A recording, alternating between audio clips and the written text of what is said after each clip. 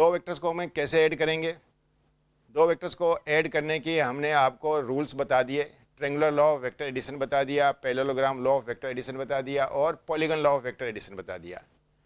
अब दो वेक्टर के एडिशन से जो रिजल्टेंट वेक्टर मिल रहा है सी, वो उसका मैग्नीट्यूड कितना होगा, वो किस डायरेक्शन में होगा, हमें अब ये पता करना है।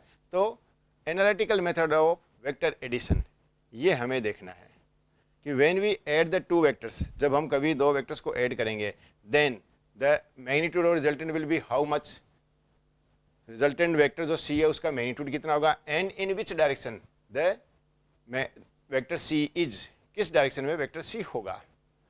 तो फर्स्ट मैं आपको एक कंसेप्ट देना चाहता हूं, this is the concept of angle between two vectors. दो वेक्टर्स के बीच में एंगल कितना होता है, सबसे पहले मैं यह कंसेप्ट आपको देना चाहता हूं।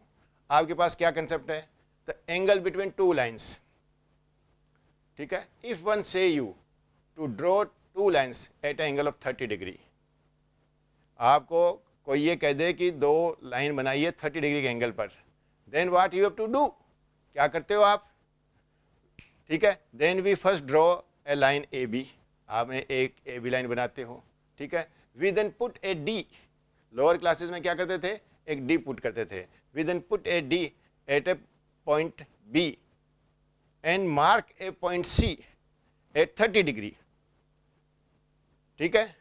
After that we remove the D from there and join the point B and C by a line, that is BC line. Then the angle between AB and BC is 30 degree, ठीक। Similarly इसी तरह क्या कहे, if one say कि draw the two line at an angle of 135 degree, 135 degree, then the same procedure is applied, ठीक है। Then the angle between A B and B C is 135 degree, you can make this angle with 135 degree with the help of D, और in higher classes we replace this D by a compass, ठीक। But the concept of angle between two line remain same, the concept of angle between two line remain same. ऐसे ही दो lines के बीच के हम angle determine कर लेते हैं। We also know that the angle between two lines which are in one direction along one line means क्या होगा, we also know that the angle on a straight line is 180 degree, ठीक है। आपने क्या किया, एक स्ट्रेट लाइन ले ली, A B is a straight line, उसी के लाइन में आपने एक दूसरी लाइन और बी सी ले ली, और यू से दैट कि A C is a straight line and B is the midpoint of that straight line, then the angle at point B is 180 degree, ठीक है।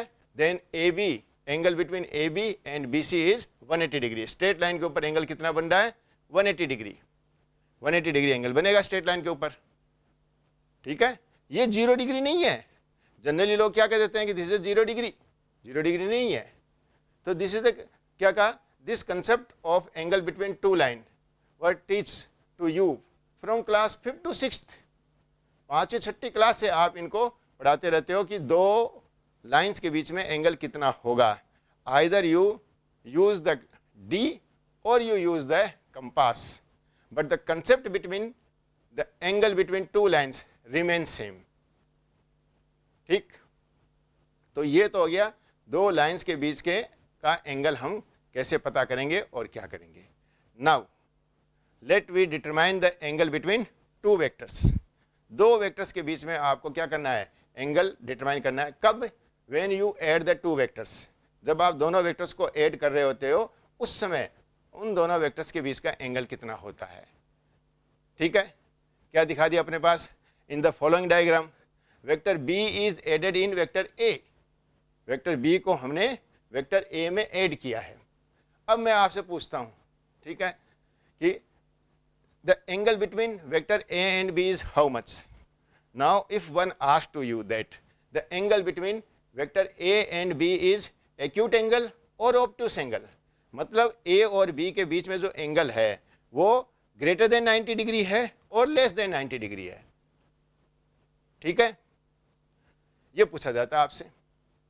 और आपको क्या बना दिया गया, हमने एक डायग्राम बनाया, ए और बी के बीच में हमने एंगल बना दिया, एक एंगल हमने अल्फा बनाया, एक वेक्टर हमने एंगल बीटा बनाया। और इन जनरली वी आस्क, हम बच्चों से पूछते हैं कि बताइए कि the angle between vector A and B is how much.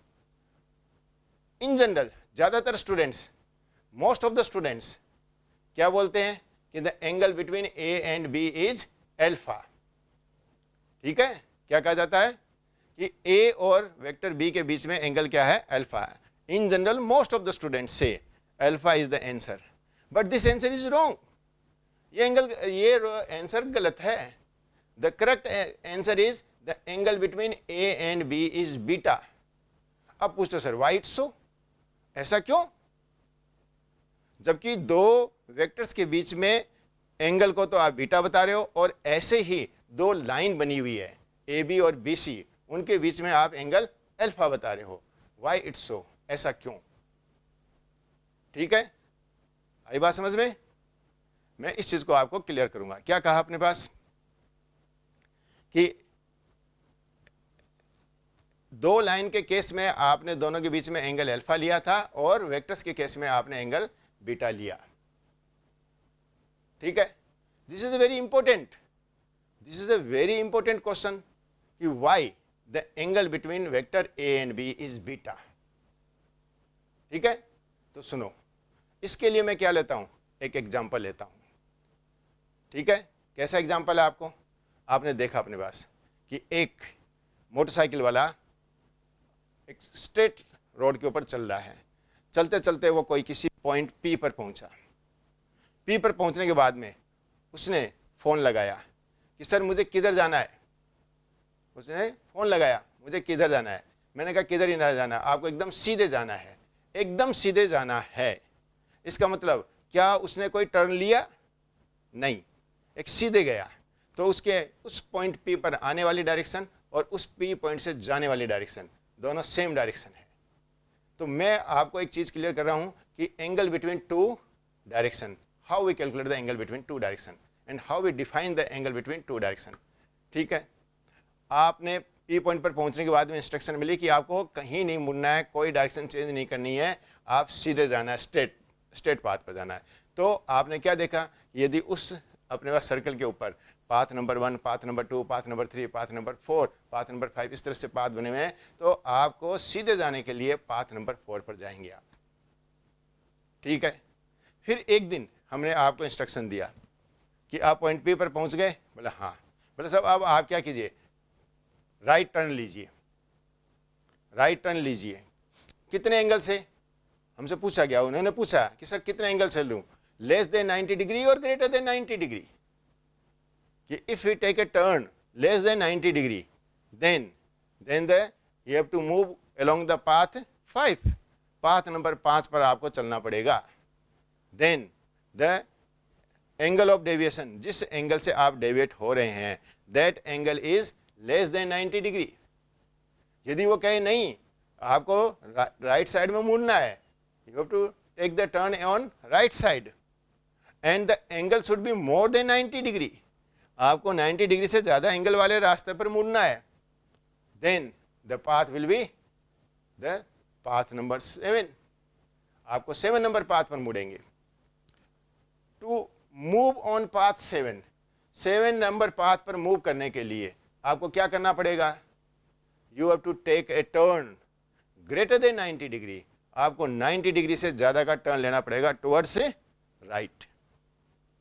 Similarly यदि आप पॉइंट पी पर पहुंचकर if you want to take a turn on left side with what angle, हमने कहा 45 डिग्री के एंगल पर, 45 डिग्री के एंगल पर, then this 45 angle is made by the objects motion from its initial motion at 45 degree angle. मतलब उसको क्या करना पड़ेगा, instead of moving on path 4 you have to move on path 3rd, path 3rd and path 4th have an angle of 45 degree. आप एक तो सीधे जाएं और एक वहां से अपने पास किधर लेफ्ट टर्न करें, कितने एंगल से, 45 डिग्री से। तो दिस 45 डिग्री एंगल देखो कहां से मेजर किया जा रहा है। ठीक है, इसी तरह आपको कोई कह दे कि नहीं आप तो एक काम करो अपने पास, वहां पर पॉइंट पी पर पहुंचे, बोला हाँ, बोला take almost 180 degree turn, almost 180 degree का टर्न लेकर फिर उस रास्ते में जाएं। That path is a path number second, that is almost 180 degree. आप ऑलमोस्ट क्या कर लिए, बैक टर्न ले लिए, आप वहां से गए अपने पास और ऑलमोस्ट वहां पहुंच पर ऑलमोस्ट रिटर्न हो गए। तो इसके लिए यदि मैं पाथ 1 से जा रहे हैं और आपको पाथ 2 पर जाना है, then from what angle you have to take a turn, definitely that angle is almost 180 degree. तो the direction of motion on a path 1 and the direction of motion on a path 2 have an angle of almost 180 degree. जबकि देखिएगा यदि यही path number 1 और path number 2 आपकी direction का angle नहीं लेते और हम क्या लेते हैं, ये दो लाइन बनाए हम, तो in that case path number 1 की एक लाइन, पाथ नंबर 2 की एक लाइन, then the angle between the two line is almost 0 degree. उस केस में ऑलमोस्ट 0 डिग्री होता है। इसी तरह मैंने पाथ 1 की एक लाइन बनाऊं एंड पाथ 4 की एक लाइन बनाऊं, तो आप क्या कहोगे अपने पास, the angle between the two line is 180 degree, where is if you are moving on a path 1 and or you are moving on a path 4, then you are moving on same direction, there is no change in the direction. So the direction, कौन सी direction, if you are moving on a path 1 and or you are moving on a path 4, these are same direction, ये दोनों same direction है। यदि direction के बीच में angle पूछूं तो angle is 0 degree because you are moving in the same direction. और यदि मैं लाइन के बीच में पूछूं, पाथ 1 की एक लाइन बनाऊं अप टू पी, पी से पाथ 4 की एक दूसरी लाइन बनाऊं, तो उन दोनों लाइन के बीच में एंगल कितना बताओगे, तो बच्चों लाइन के बीच में आप एंगल बताते हो 180 डिग्री, जबकि दोनों डायरेक्शन के बीच में एंगल कितना है, 0 डिग्री। तो this is the difference between the angle between two lines and angle between to directions.